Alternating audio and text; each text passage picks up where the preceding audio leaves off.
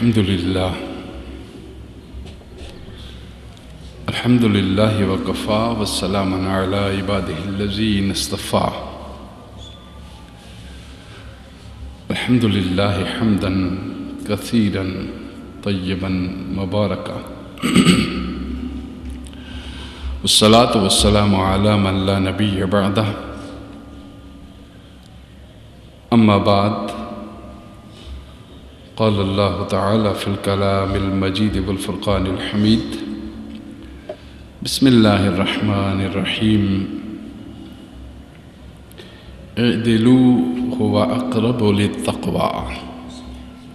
صدق الله مولانا العظيم وصدق رسوله النبي الكريم.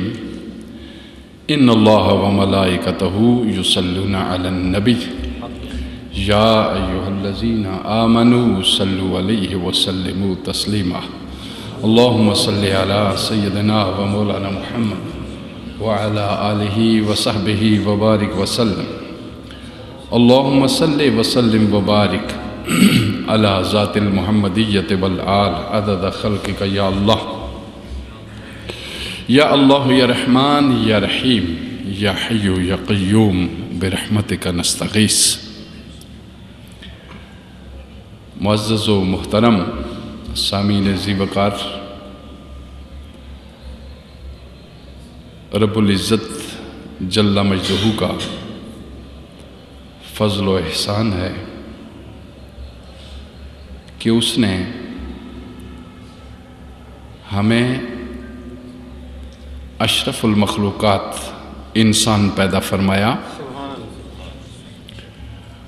اور عقل و شعور کی نعمتوں سے مالا مال فرمایا. نیکی اور بدی، اچھائی اور برائی میں تمیز کرنے کی ہمیں اس نے خاص نعمت عطا فرمائی، اور پھر ہمیں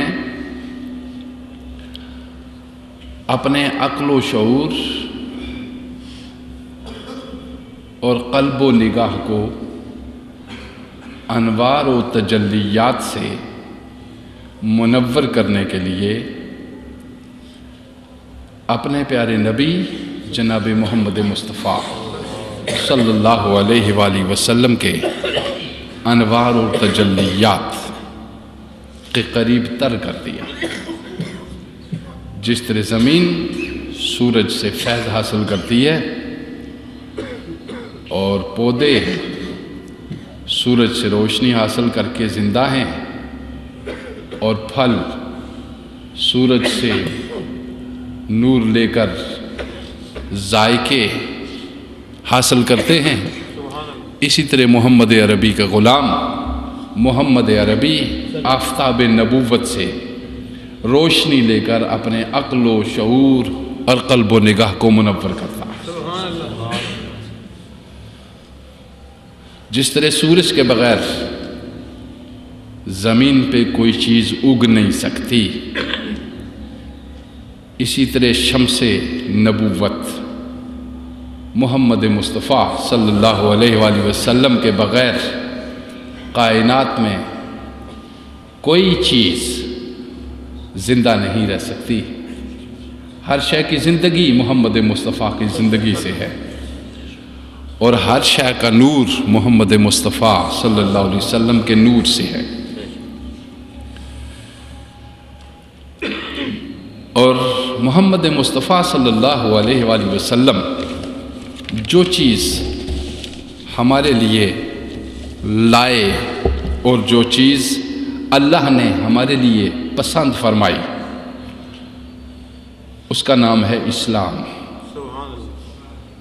اور اللہ نے فرمایا کہ میں نے اسلام کو تمہارے لیے پسند فرمایا ہے، اور پھر فرمایا سماکم المسلمین، اور تم سب کا نام میں نے مسلمان رکھا ہے. اور یہ میں آپ کو کتنی بار کہہ چکا ہوں، پہلے بھی دورا کے کہ اسلام انسان کے ظاہری اعمال درست کرتا ہے اور ایمان انسان کے باطنی احوال کو درست کرتا ہے۔ جس شخص کے اندر جتنا ظاہری ڈسپلن ہوگا اتنا ہی اس کے اندر اسلام ہوگا، اور جس شخص کے اندر جتنا ہی باطنی اخلاص ہوگا اتنا ہی اس کے اندر ایمان ہوگا۔ اسلام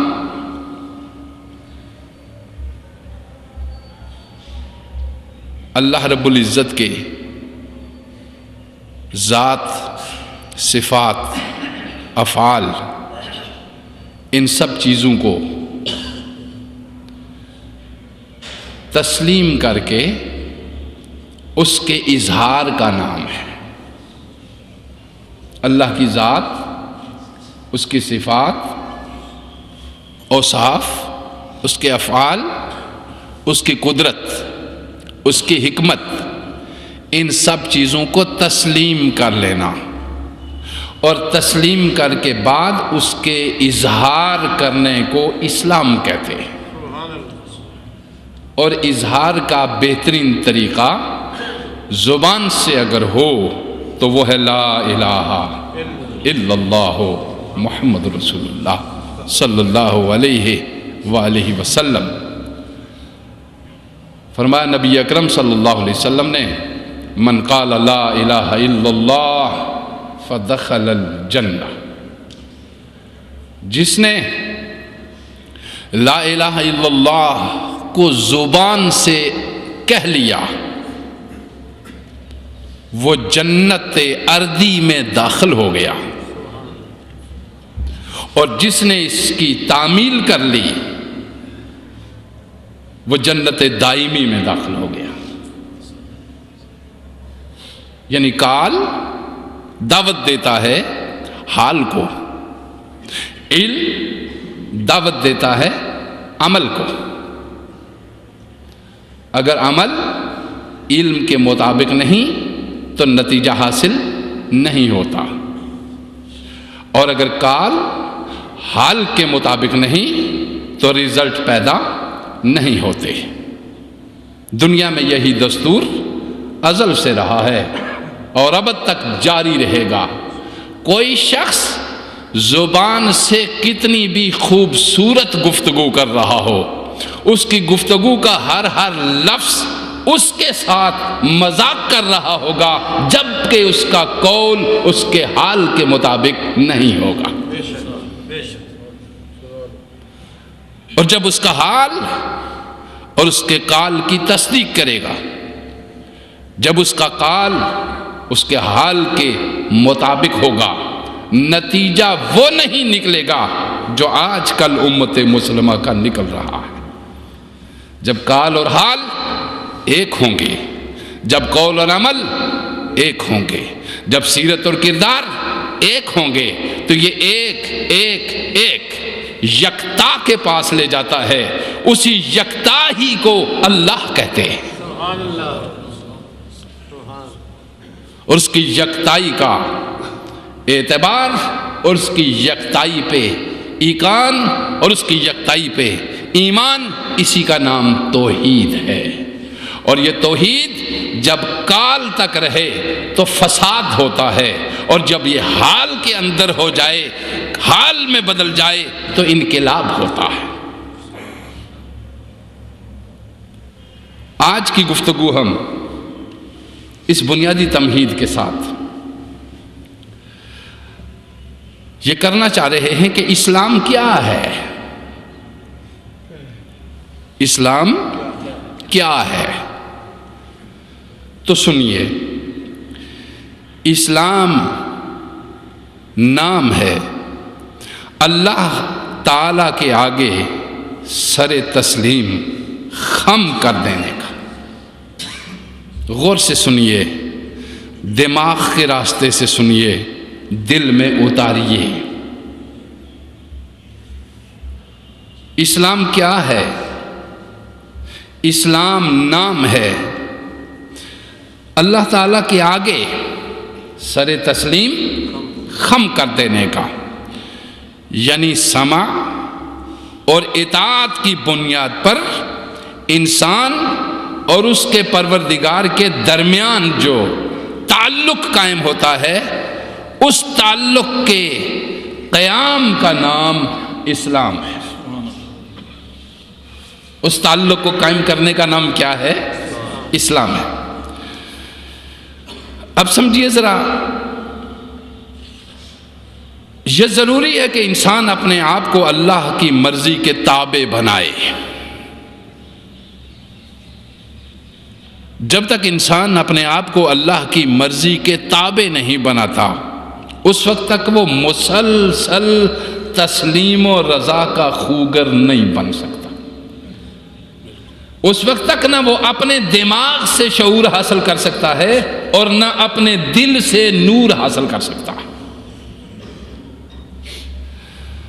آخری رسول جناب محمد مصطفیٰ صلی اللہ علیہ وآلہ وسلم جو دین لائے، اس کا نام کیا ہے؟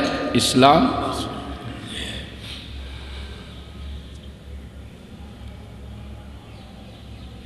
البتہ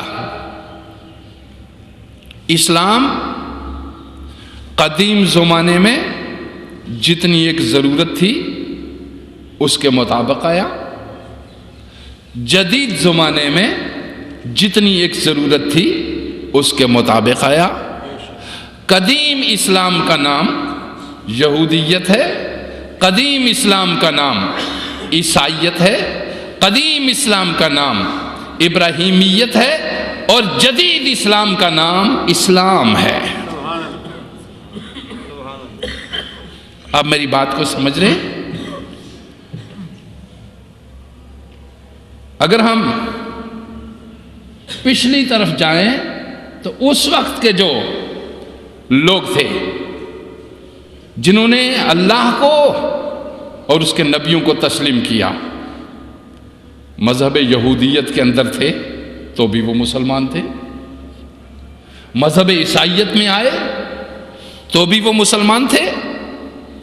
یعنی ایک مسلمان ایسا ہے جو بڑے ببانگے دوہل یہ کہہ سکتا ہے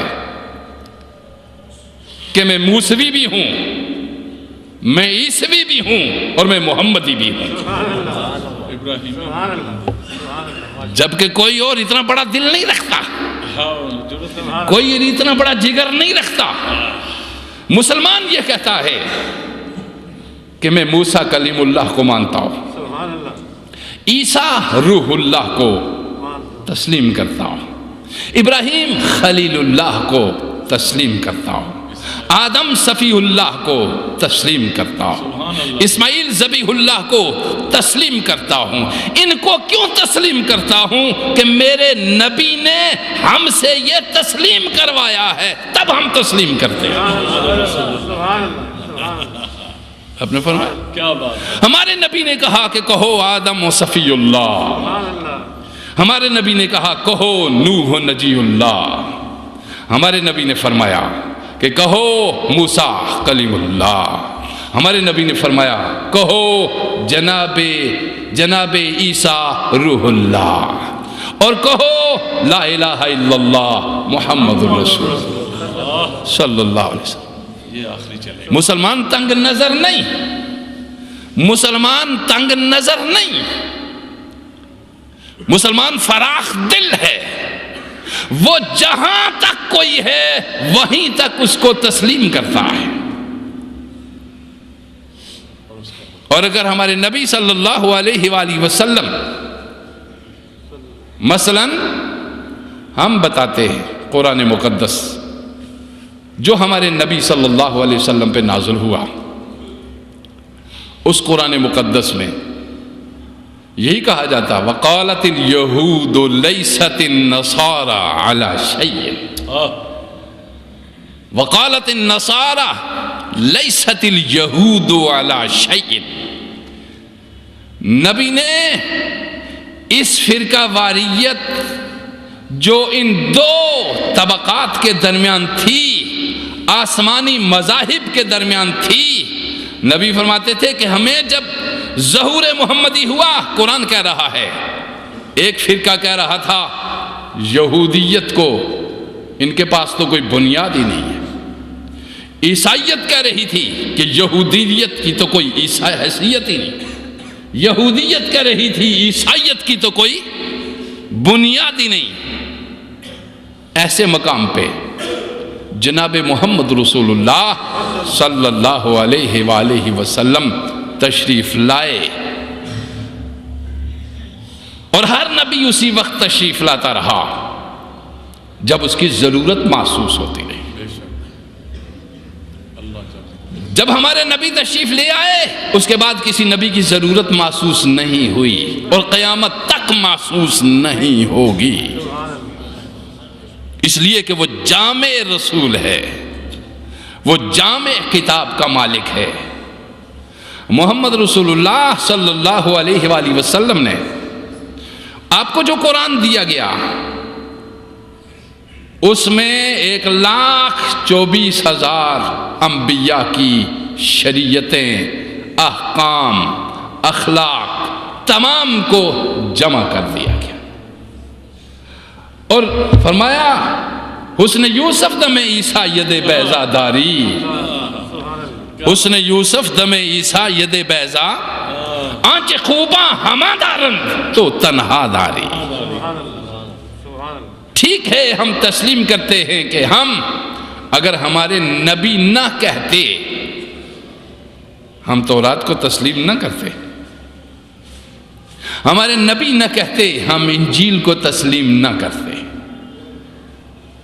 ہمارے نبی آئے، گزشتہ انبیاء پہ جو الزامات لگائے تھے ان کے حواریوں نے ان میں سے ہر ایک پیغمبر کو ان الزامات سے بری کر دیا محمد مصطفیٰ صلی اللہ علیہ وآلہ وسلم، اور مصدق رسول آئے کہ تصدیق کی کہ یہ جو کچھ الزامات ہیں اور جو ان کے اوپر بہتان ہیں یہ ان کے لگائے ہوئے ہیں، انبیاء اس سے معصوم ہوتے ہیں۔ گویا رسول نے سابقہ کتابوں کی بھی تصدیق کی اور سابقہ رسولوں کی بھی تصدیق کی۔ اسلام وہ دین ہے جو سابقہ نبیوں کو بھی تسلیم کرتا ہے، رسولوں کو بھی تسلیم کرتا ہے، کتابوں کو بھی تسلیم کرتا ہے، اور یہاں تک قرآن مقدس میں محمد مصطفیٰ کی خود زبان سے ارشاد فرمایا گیا، آمن الرسول بما انزل الیہ من رب، کہ رب کی طرف سے جو کچھ بھی نازل ہوا میرے غلاموں تم ان سب کو تسلیم کرو، اور جو جو تسلیم کرے گا وہی مسلمان ہوگا، اور جو تعمیل کرے گا وہی مومن ہوگا۔ واہ واہ واہ، جو تسلیم کرے گا وہ مسلمان ہوگا، اور جو تعمیل کرے گا وہ مومن ہوگا، اور جو تسلیم اور تعمیل کے نتیجے میں نکھر کر سامنے آ جائے گا وہی محسن ہوگا۔ سبحان اللہ، جس کا چہرہ آب و تاب، روشنی، نور، زبان اس کی رس گولتی ہوگی، نگاہ اس کی اٹھے تو بلندیاں بھی حاصل کرے، نیچے جھکے تو تحت سرا تک کوئی شے اس سے پوشیدہ نہ رہ سکے، یہ وہ شخص ہوگا جو تسلیم کے نتیجے میں پیدا ہوگا، جو تعمیل کے نتیجے میں پیدا ہوگا۔ تسلیم اور تعمیل کے نتیجے کے طور پہ جو انسان پیدا ہوگا وہ محسن ہوگا۔ مسلمین، مومنین، محسنین۔ اور پھر قرآن مقدس نے کہا محسنین تمہارے سٹیج تک تو آخری درجہ ہے، مگر جب مجھ تک آئے گا تو ہم اسے کہیں گے اولئک هم المقربون، یہ سب کے سب مقربین ہیں، یہ قرب رکھنے والے ہیں۔ تو ذرا توجہ دیجئے آپ میری بات کو، ذہن تسلیم کی خو پیدا کرتا ہے، قلب تعمیل کی خو پیدا کرتا ہے، روح ان دونوں سے منور ہوتی ہے، تب اس کے اندر محبت پیدا ہوتی ہے۔ ہماری پوری معاشرے پوری سوسائٹی میں محبت کا فقدان ہو گیا، نفرتیں پیدا ہو گئی، اس کا مطلب کیا رہا کہ ٹاپ ٹو باٹم، اوپر سے لے کر نیچے تک، جبہ و دستار سے لے کر ٹائی کوٹ پینٹ تک، بڑے محل سے لے کر جھونپڑی تک، ہر کوئی تسلیم و تعمیل کی خوبی سے نا آشنا ہو گیا۔ یہاں نہ کسی کو تسلیم کیا جاتا ہے اور نہ کسی کے حکم کی تعمیل کی جاتی۔ جو قومیں تسلیم و تعمیل کی خوبی سے نا آشنا ہو جائیں، ان کا ہر فرد خود پسند بن جاتا ہے، متکبر بن جاتا ہے، جابر بن جاتا ہے، خود غرض بن جاتا ہے، خود پسند ہو جاتا ہے، فرعون بن جاتا ہے۔ قرآن نے فرعون اور شداد اور نمرود ایسی ہی خصائل اور عادات کے لیے استعمال کیا۔ سو تسلیم کی خوبی اور تعمیل کی خوبی انسان کے قلب و دماغ کو روشن کرتی ہے تو انسان کی روح تازہ ہو جاتی ہے۔ جب روحیں انسان کے اندر تازگی حاصل کرتی ہیں تو ان کے اندر محبت پیدا ہوتی ہے۔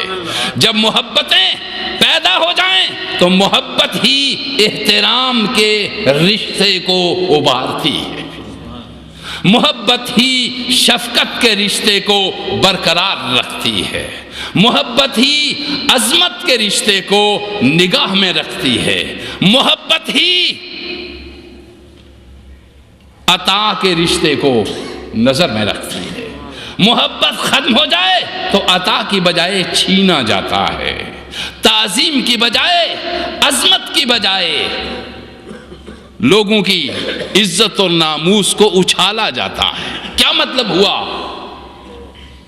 کہ بجھی عشق کی آگ اندھیر ہے، بجھی عشق کی آگ اندھیر ہے، مسلمان نہیں راکھ کا ڈھیر ہے، مسلمان نہیں راکھ کا ڈھیر ہے۔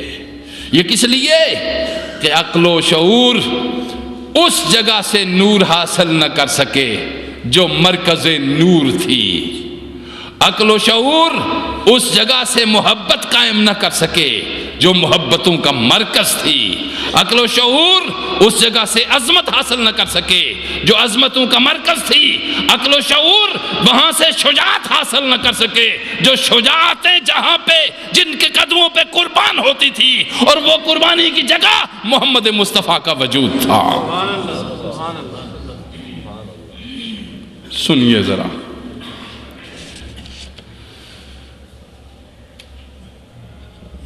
پہلے کی جتنی بھی رسالتیں تھیں یا نبوتیں تھیں وہ محدود زمانے کے لیے تھی، وہ زمانے کے، اس لیے وہ نبوتیں کوئی کسی بستی کا نبی تھا، کوئی کسی قریے کا نبی تھا، کوئی کسی شہر کا نبی تھا، اور ایک ایک وقت میں کئی رسول اور نبی ہوتے رہے، مگر جب اس نور کو عالمی سطح پہ اجاگر کرنا چاہا، جب اس نور کو عالمی سطح پہ پھیلانا چاہا، جب انسانیت کے قلب و نگاہ کو عالمی سطح پہ ایک ظہور دینا چاہا تو پروردگار عالم نے جناب محمد مصطفیٰ کو مبعوث فرمایا۔ یہ رسول عالمی رسول ہے، یہ کتاب عالمی کتاب ہے، یہ دستور عالمی دستور ہے، اور یہ مسلمان عالمی انسان ہے۔ دنیا کے جتنے بھی دستور ہوتے ہیں ملکوں کے، کوئی ایک انسان کسی ایک شہر یا ایک قریے یا ایک بستی کے قوانین کی کو سمجھتا ہے اور وہاں زندگی بسر کر سکتا ہے، مگر مسلمان کو ایسے عالمی اصول دیے گئے کہ جو جہاں بھی جا بیٹھے وہیں ہی اطاعت کا مینار نظر آتا ہے۔ توجہ دیجئے، یہ تو تھی اسلام کی بات۔ ایمان نام ہے اس معرفت کا جو یقین کی حد تک پہنچ گئی ہو۔ پھر دوبارہ سنیے، ایمان نام ہے اس معرفت کا جو حد یقین تک پہنچ گئی ہو۔ ایک بات، ایمان نام ہے اس تصدیق کا جس میں شک و شبہ کی کوئی گنجائش موجود نہ ہو۔ ایمان نام ہے حق کی ایسی اطاعت کا جس میں سرکشی کا ذرہ برابر بھی کوئی دخل نہ ہو۔ یہ تینوں جملے اب غور سے ذہن میں بٹھائیے۔ ہم کیا ہیں؟ من عرف نفسہ فقد عرف ربہ۔ ہر انسان جو مطمئن ہوتا ہے اس کے اندر کا اطمینان اس کے چہرے پہ اطمینان لاتا ہے، اس کے اندر کی مسرت اس کے چہرے پہ مسرتیں بخشتی ہے، اس کے اندر کا سکون اس کے چہرے پہ سکون لاتا ہے۔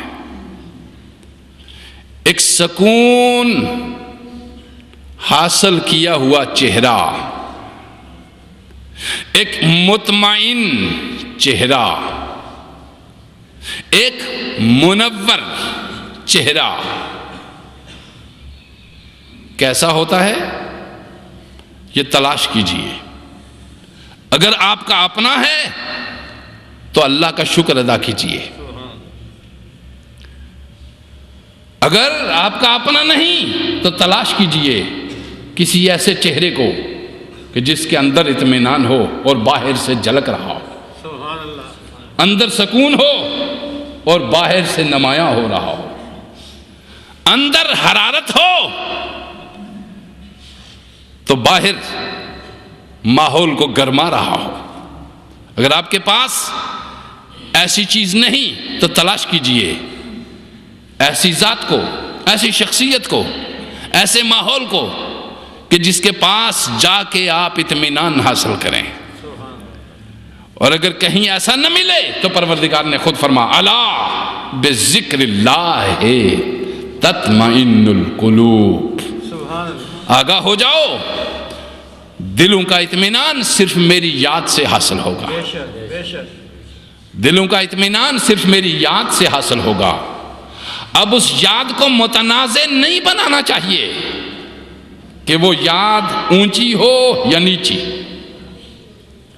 وہ یاد کھڑے ہو کر ہو یا بیٹھ کر، وہ یاد معین کلمات سے ہو یا غیر معین کلمات سے۔ فرمایا پروردگار عالم نے کہ میں نے تجھے بنایا ہے اور میں ہی تجھے اپنی یاد کا طریقہ بتاتا ہوں۔ فرمایا فاذکروا اللہ قیاما وقعودا وعلی جنوبکم، جس طرح تو مجھے یاد کر سکے اسی طرح مجھے یاد کیا کر۔ بیٹھ کر کر سکتا ہے تو اسی طرح کر، لیٹ کر کر سکتا ہے تو اسی طرح کر۔ فرمایا فاذکر ربک اذا نسیت، جب بھی تو مجھے بھول جائے فوراً مجھے اپنی یادداشت میں لے آ تو میں تجھے اپنی نگاہداشت میں رکھوں گا۔ مجھے اپنی یاد میں لے آ، میں تجھے اپنی نگاہداشت میں رکھوں گا۔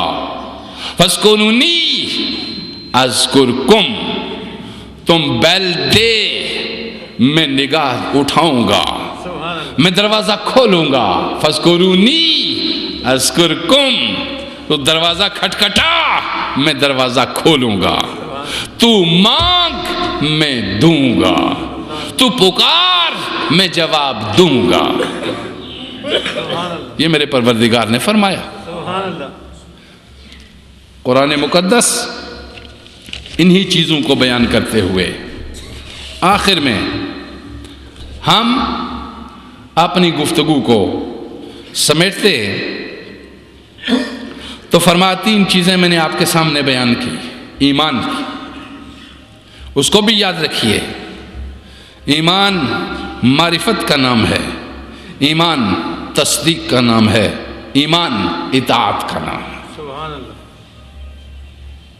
ایمان معرفت کا نام ہے، ایمان تصدیق کا نام ہے، ایمان اطاعت کا نام ہے، اور یہ تینوں چیزیں ہمارے اندر رکھ دی گئی ہیں۔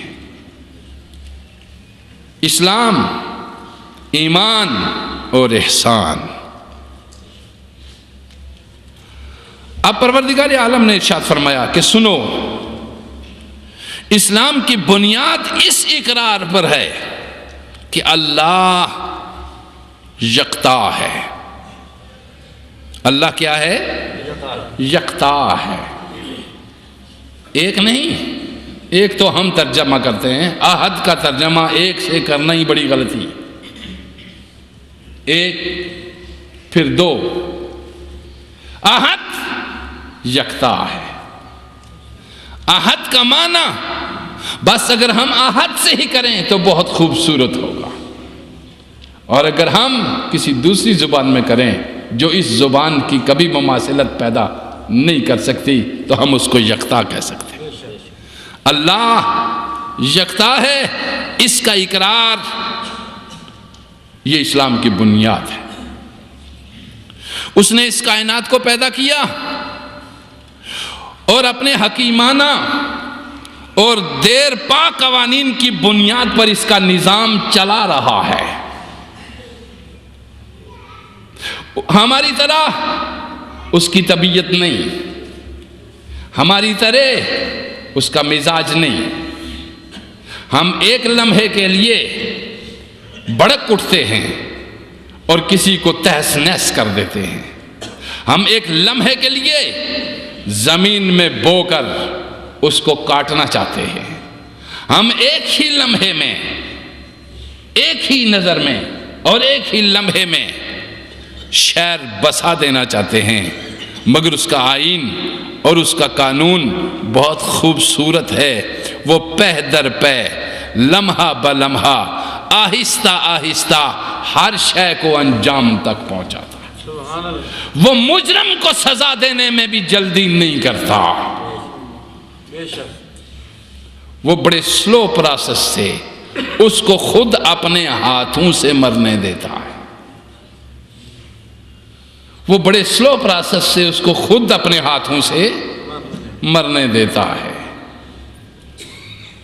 وَبِمَا كَسَبَتْ أَيْدِيكُمْ، وہ خود اپنے ہی شعور کی موت دے دیتا ہے۔ وہ انسان خود ہی اپنی عقل کو مار دیتا ہے، وہ انسان خود ہی اپنے قلب کو مردہ کر دیتا ہے، وہ انسان خود ہی اپنے چہرے کو بگاڑ دیتا ہے۔ پروردگار اس طرح کی کوئی صورت نہیں کرتا۔ طاقتور ضرور ہے، قوی ہے، قادر ہے، هو القوی هو القادر هو القاہر۔ وہ گرفت کرنا چاہے تو لمحہ بھر میں گرفت کر سکتا ہے، اور اگر چھوڑنا چاہے تو میں نے پچھلے جمعے کو بھی کہا تھا، موسیٰ کلیم اللہ اور ہارون علیہ السلام کو بھی کہتا ہے میری توحید کی دعوت دینے ضرور جاؤ فرعون کو، مگر بات بڑے سلیقے سے کرنا،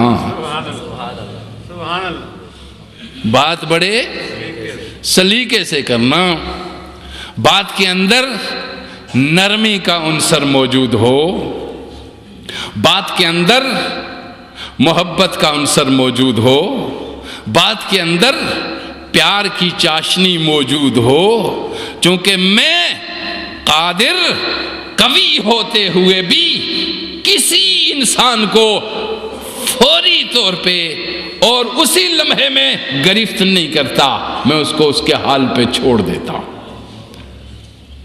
اب دیکھتے ہیں ان چیزوں کو۔ ہم خدا سے بڑے خدا بننا چاہتے ہیں، ہم کہتے تو اللہ اکبر ہیں، مگر ہمارا نفس اللہ اکبر نہیں کہنے دیتا۔ بڑائی اس کی بیان کرتے ہیں مگر یہ کال تک ہے، حال میں اس کی بڑائی شامل نہیں ہے۔ سنو لوگو، اسلام نے اللہ کی جو صفات بیان کی ہیں ان سے زیادہ پاک و صفات، صاف صفات کہیں بھی اور کسی مذہب میں نہیں پائی جاتی۔ آپ نے پڑھی ہیں قرآن مقدس، اس کے اسماء اول بھی اور آخر بھی۔ اسلام اللہ کے ساتھ شرک کی تمام صورتوں کو مسترد کرتا ہے۔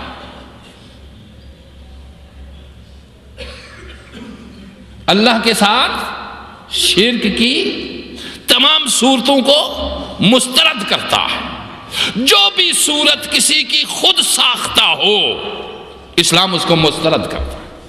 اللہ یکتا ہے اپنی صفات میں، اپنی ذات میں، اپنے افعال میں۔ اور ان شرک لظلم عظیم، شرک بہت بڑا ظلم ہے، اس سے بڑا کوئی اور ظلم نہیں ہے، چونکہ انسان اللہ کی کبریائی کو تسلیم کرنے کی بجائے اپنی بڑائی کو نمایاں کرتا ہے۔ اس کو شرک کہتے ہیں، اس کو شرک کہتے ہیں۔ اور وہ جو فتویٰ شرک کا ہر روز دیکھتے ہیں،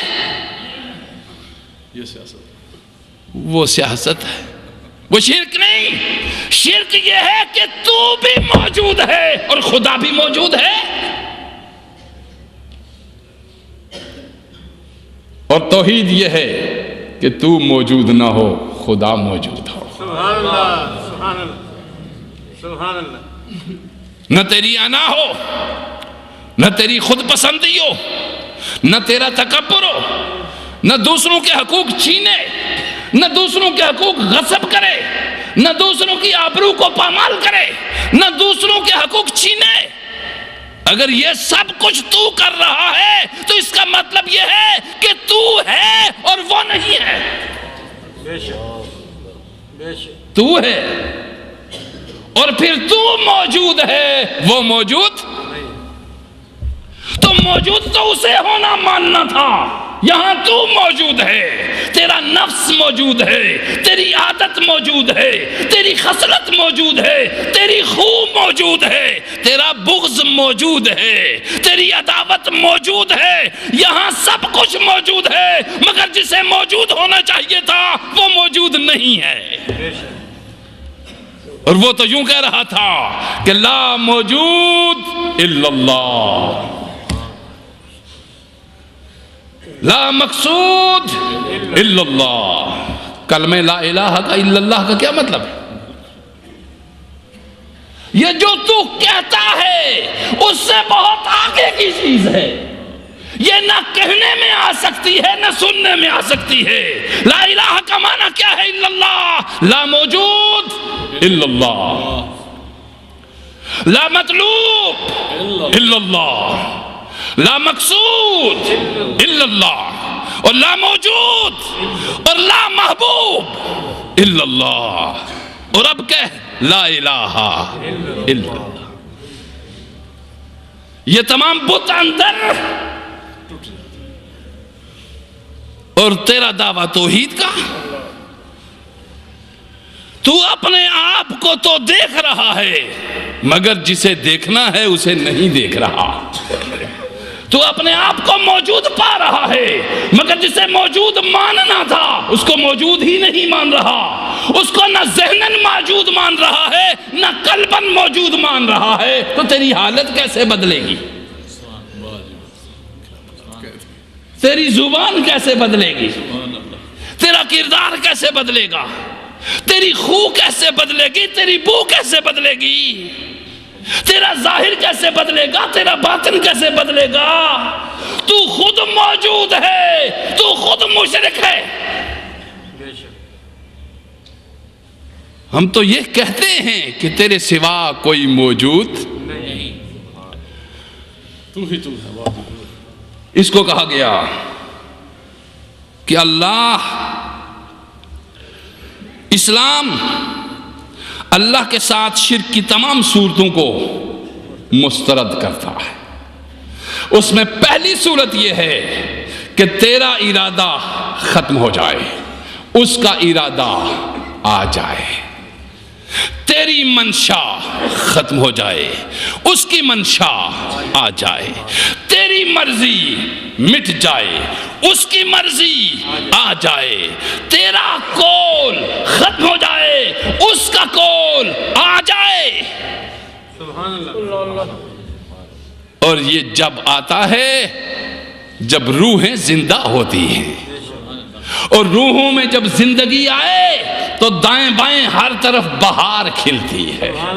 ہر کوئی لے کے گھوم رہا ہوتا ہے کہ کہیں کوئی بھوکا تو نہیں، ہر کوئی لے کے گھوم رہا ہے کہ کہیں کوئی پیاسا تو نہیں، ہر کوئی لے کے گھوم رہا ہے کہ کہیں کوئی حاجت مند تو نہیں۔ جب تک روحیں زندہ تھی یہی عالم تھا، اور جب روحیں مر گئی اب ہر کوئی دینے کی بجائے چھین رہا ہے۔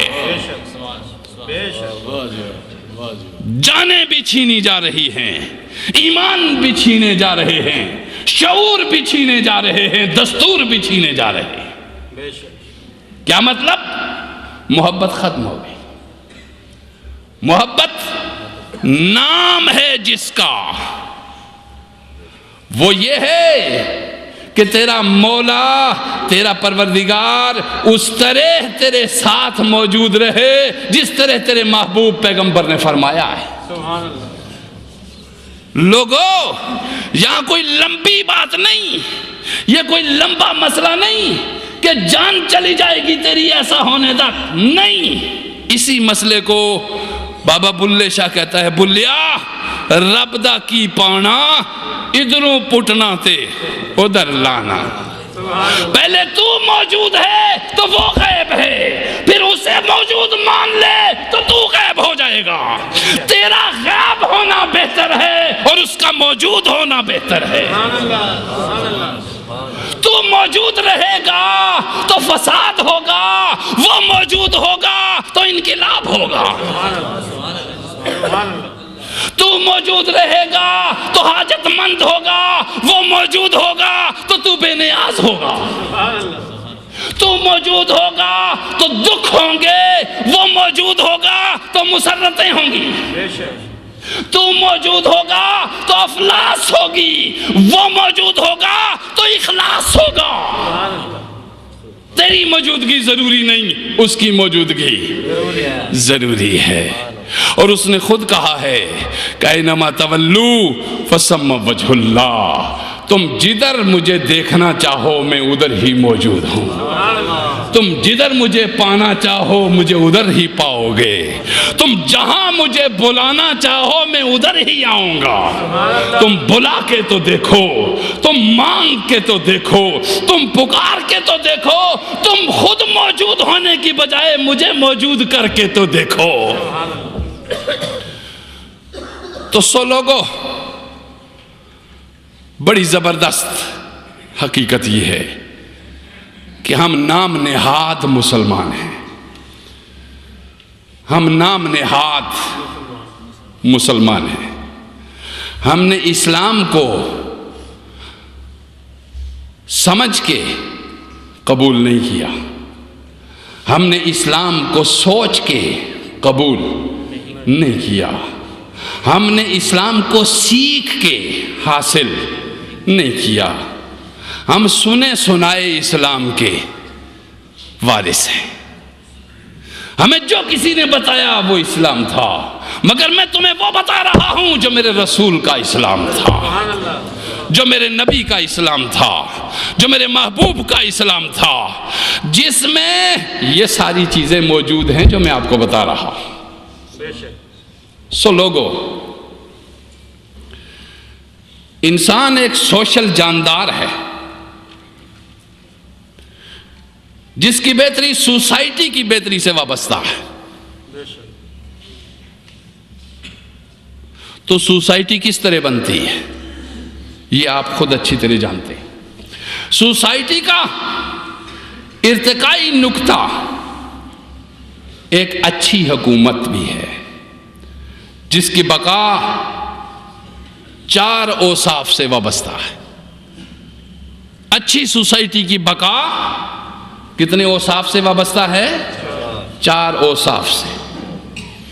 دانش یا علم جو کار حکومت چلانے کے لیے لابدی ہے اور ضروری ہے. دانش و علم، وہ علم جس کے لیے فاروق اعظم ایک انسان ہی تھے. فاروق اعظم کسی آسمانی فرشتے کا نام نہیں، ابو بکر کسی فرشتے کا نام نہیں. وہ بھی اسی طرح ہماری طرح ضرورتوں، حاجتوں، موسمی حالات، موسمی اثرات، ہر چیز سے متاثر ہوتے تھے. وہ بھی اسی آدم کی نسل سے تھے. اس کا علم، اس نے اعلان کر دیا کہ دریائے دجلہ کے کنارے کتا بھی مر جائے اگر بھوک سے تو مجھ سے اس کے متعلق پوچھا جائے گا. تو دانش یا علم جو کار حکومت چلانے کے لیے ضروری ہے وہ یہ ہے کہ ہر فرد کا پتہ ہو. اور جب تک ہر فرد کا علم موجود نہ ہو، اور ہر فرد کا علم اسی وقت ہو سکتا ہے جب تک حکمران رات ہو یا دن کھلے عام گلیوں میں چل کے پوچھتے ہوں کہ کیا حال ہے، کیسے ہو، کس چیز کی تکلیف ہے، کیا چاہیے ہے. نسل در نسل تم میں سے کسی کو اگر کسی نے آ کے پوچھا ہو تو تم بہترین سوسائٹی ہو، اگر نہیں پوچھا تو آپ کا اللہ حافظ ہے. دوسری چیز شجاعت ہے جس کے بغیر فوج وطن کا دفاع نہیں کر سکتی.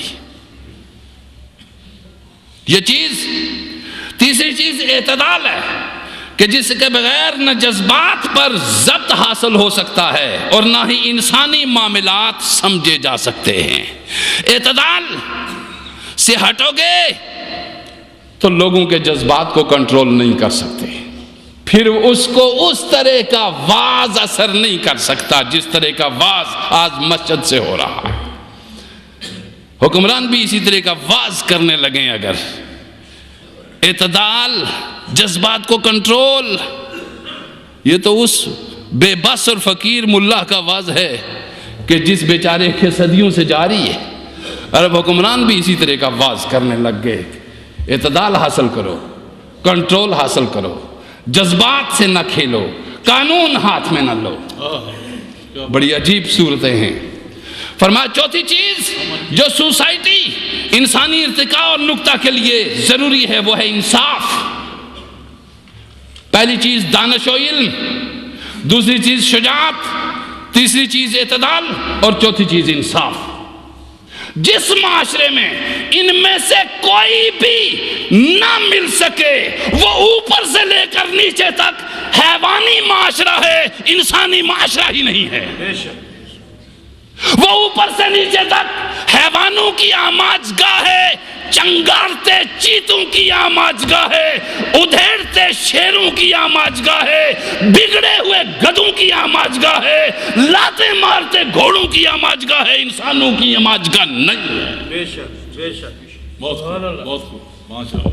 انسان کو گدھے سے اوپر ہونا چاہیے، گھوڑے سے اوپر ہونا چاہیے، چیتے سے اوپر ہونا چاہیے، پھاڑنے والے درندے اور کوے سے اور گدھ سے اوپر ہونا چاہیے. اگر انسان بھی گدھے بن جائیں اور نوچنے لگ جائیں، انسانیت چیخ اٹھے، انسانیت تڑپ اٹھے، تو ان کے جذبات کو نہ واز کنٹرول کر سکتا ہے، نہ نصیحت کنٹرول کر سکتی ہے، اور نہ کوئی حکمران کنٹرول کر سکتا ہے. سو لوگوں کے احساس و جذبات کا احترام کرو، انصاف فراہم کرو، عدل کی فضا قائم کرو، شجاعت اور بہادری کے خوگر بن جاؤ اور دانش و علم کے متوالے بن جاؤ۔ جب اس طرح کی سوسائٹی اور اس طرح کا معاشرہ جو اللہ کا مطلوب معاشرہ ہے ہو جائے گا تو تم درخت کے سائے میں بھی سو جاؤ گے تو ہر دشمن تمہارے سائے سے بھی ڈرے گا۔ سبحان اللہ، سبحان اللہ، کیا ایسا ہی نہیں ہوا؟ بے شک حق ایسے ہی۔ فاروق اعظم اینٹ رکھ کے سر کے نیچے سویا ہوا ہے۔ ایلچی آیا کہ کدھر ہے محل بادشاہ کا، چونکہ وہ کیسر و کسرا کے محلوں کا عادی تھا۔ بادشاہ بھی 70 پنجروں کے اندر چیتے کی طرح چھپایا ہوا ہوگا شاید۔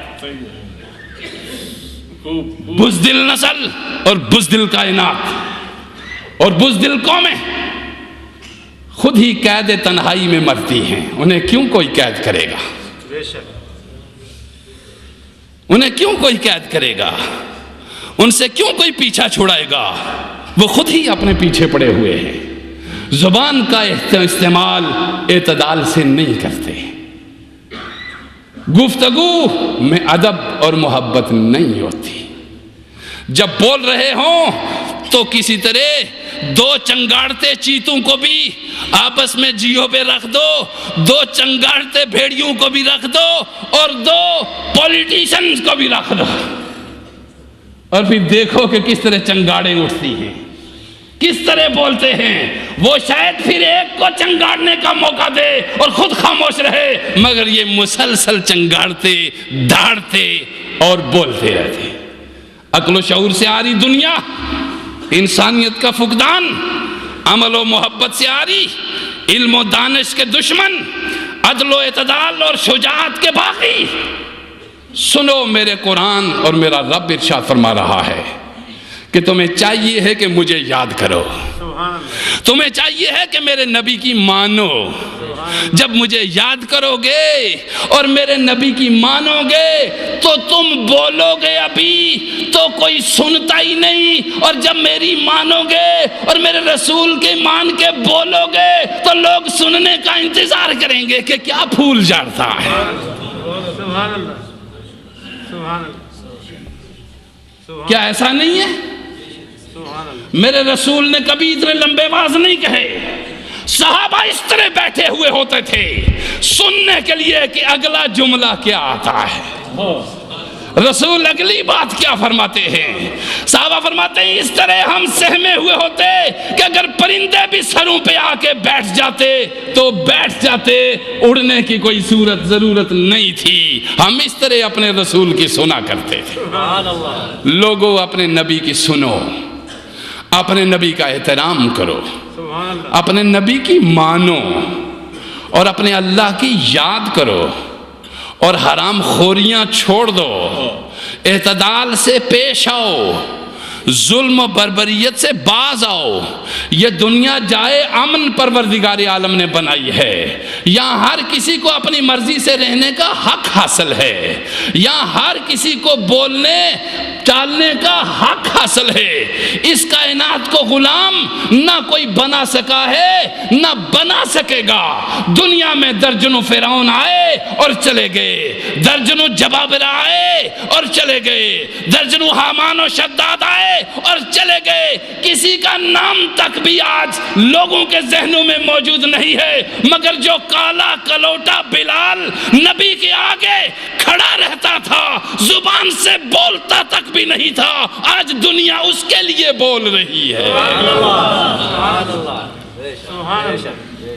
اس کو کوئی کچھ کہہ کر تو دیکھے، درجنوں گالیاں دو حکمرانوں کو، کسی کو ٹس سے مس نہیں ہوتی، مگر کالے بلال حبشی غلام کے لیے کوئی بول کر تو دیکھے۔ وہ کچھ کر چکا ہے اس لیے دنیا اس کو جانتی ہے، اور تم کچھ بھی نہیں کر سکے اس لیے دنیا تمہیں نہیں مانتی۔ ماننا اور جاننے کے لیے کچھ کرنا ضروری ہے، اور تم کچھ نہ کر سکے اور نہ تم کچھ کر سکو گے، اس لیے کہ تمہارے اندر کچھ کر سکنے کی صلاحیت ہی موجود نہیں ہے۔ میرا رب میرا اور آپ کا حامی و ناصر ہو، اور میرا رب میرے اور آپ پہ فضل فرمائے۔